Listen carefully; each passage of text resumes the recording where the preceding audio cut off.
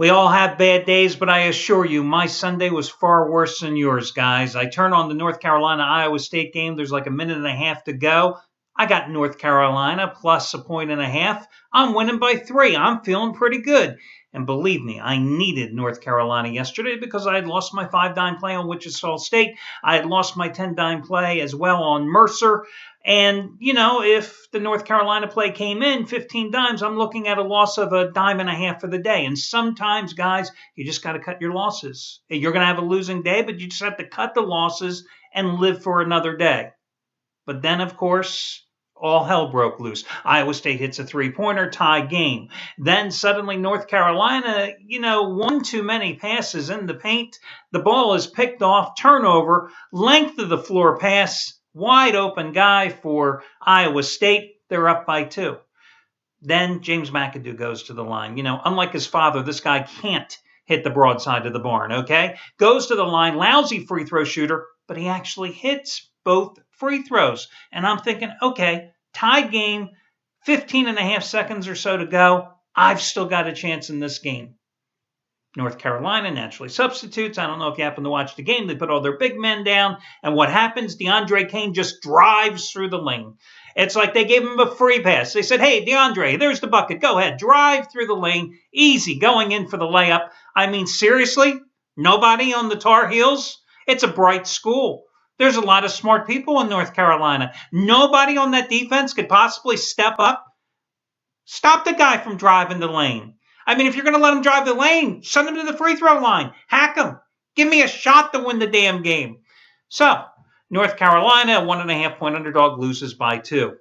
And that one single shot, as I explained further down here on my page, if you go ahead and read it, it's amazing to me, after all the years I've been doing this for fun, all the years I've been doing this for the living, it's amazing how one single shot can change the complexion of the day. So instead of losing 1.5 dimes for the day, suddenly I'm looking at a catastrophe of losing 33 dimes for the day. So like I said, no matter how your day was yesterday, mine was worse. And then it got even worse. And listen, guys, it's a spoiler alert. So, if you happen to be a fan of The Good Wife and you didn't see the show last night, I'll give you a second. You can pause. You can turn the volume down. But then they go kill off Will on The Good Wife. I mean, there's very few television shows I have a chance to really sit there and enjoy because it seems like all I do is handicap games every single day, do video reports, update websites, get on the nerves of other handicappers here at the site, and they kill off Will. I mean, it's one of my favorite shows. What the hell are you doing? So, just made a bad day even worse. But we live for another day. Today, the end of the betting week. It's got to get better. So how was your Thursday through Sunday? Because it's kind of interesting, everything in this business is cyclical. I told you coming into the tournament that Trace Adams had been the winningest handicapper at the site last year, making $1 bettors over $12,000 with his tournament selections. And he got off to a great start. First play of the tournament, Dayton, outright over Ohio State. And after that, he lost 3 straight days. It's cyclical. You know who had the best tournament weekend for the opening weekend? Matt Rivers, the only guy here to go a perfect 4-0 as he cashed in with UCLA last night as his best bet. Oh, and FYI, naturally, I go 0-3 with my best bets yesterday, and I go 3-0 with my free picks because I gave you UCLA, I gave you Virginia, I gave you Minnesota in the NIT 19-9 college basketball run. 3-0 with the free picks, 0-3 with the paid picks. That's not the way it really should be. Really doesn't do much for my pocketbook or yours. You know what I mean? So let's get busy here with your Monday card. I've got free selection coming up. I'm going to take a look at the NIT game between LSU and SMU. It's not a great card. I'm going to be honest with you. It's not a fantastic card. Listen, the half price play of the day is going to be Anthony Redd, second biggest play of the year, winning day number 10 out of 12. Use coupon code HALF to get his NIT game of the year. In fact, he's on the LSU SMU side, so listen to what I have to say. You might want to check out what he has to say as well. He's a perfect 2-0 with 80 dime releases, and this is his biggest, or in the month of March, and this is his second biggest college basketball selection. And by the way, $10 bettors have won a little over $4,100 the past 11 days. This is bigger than the 50 dime winners he had yesterday on Stanford and Virginia, 50 dime winners he had on Saturday on Louisville and Harvard. 2 $5 play of the day selections. Gabriel DuPont, yesterday, you got his third round total of the year. Arizona Gonzaga over for $5. This after getting a second round total of the year for $9 in Florida Albany over on Thursday. Tonight, NBA total of the month, Bucks Clippers, DuPont 5, DuPont 5, DuPont, and the number 5. I'll get you that for $5. And a guy who I have consistently turned to for his total selection since last July, Brad Wilton.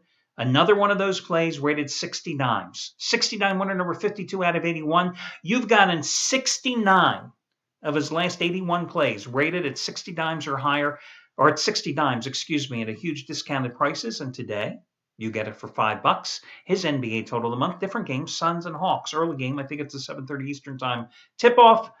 He's made $10 bettors, a little over 11,500 since July. So let's get, by the way, congratulations going out to Jeff Benton. Yesterday, he was the half price play of the day. And for the second time in 3 days, you got a 100-dime winner from him at half price as he scored yesterday with Virginia. Of course, Friday, he had Wichita State over Cal Poly. So nice little 26-16 college basketball run for Jeff Benton, who has made $10 bettors, $7,900 in that stretch. And he's got a 50-dime play tonight, his college underdog shocker. So let's get to that SMU game. Listen, as I noted in yesterday's video report, I happened to be researching a game and I came across a great line by one of the writers. The NIT tournament is that tournament for all the teams that least want to be in it. Kind of reminds me of that Groucho Marx line, I never want to belong to a club, which would have me as a member. That's kind of like the NIT. And the NIT tonight, I think the featured attraction is obviously the SMU-LSU game. Now, SMU, a bubble team that blew its chances to the big dance, just blew it. Of course, how you take George Washington and you don't take SMU is beyond me. Just my own personal opinion. But SMU doesn't get in because they lose their final 3 games of the regular season. Okay, you can lose to Memphis, you can lose to Louisville. But then when you lose to Houston in the first round of the AAC tournament, it's not too good. And SMU played like they were sleepwalking last week in their NIT opener at home against Cal Irvine. Down 8 early, down 1 at halftime, down 5 early in the second half, finally got it together and won that game 68-54. Now they're laying 6.5 points, maybe 7 in some places tonight against LSU. Now, LSU is coming off a 71-63 win over San Francisco, a game where they nearly coughed up almost all of a 16-point lead. One thing that you have to consider in this contest, these are 2 big teams. Big physical front line for the Tigers, big physical front line for the Ponies. Difference in the contest between these 2 teams. Mustangs have a better backcourt with Nick Moore leading the way, and the Mustangs have more depth. They really can go 9, 10 deep where LSU can't. The other thing, of course, SMU is playing at home. Now, SMU this season is 16-1 at home. Since they opened or reopened the newly renovated Moody Coliseum, they have gone 10-1. Lone loss coming to Louisville. Trust me, I know I had the Mustangs that night. I was talking about these 2 teams being big. LSU averages almost 32 points a game in the paint. So the key for SMU here tonight is going to be able to use their big guys with Marcus Kennedy, who hopefully will produce offensively for the Mustangs this evening, to keep LSU at bay. I think it's interesting to note that LSU, the last 2 teams they played that were big, well, look at their Kentucky results. Kentucky with that big front line with Randall and with Stein coming off the bench, right? Kentucky hammered them in the SEC tournament, hammered them late in the regular season in those 2 games. Kentucky out-rebounded them by 19. They outscored them in second chance points, which shows you how good of a job they were doing on the glass, by a total of 45 points. So, all that being said, I think, though, the most interesting factor in this game, the game's in Dallas.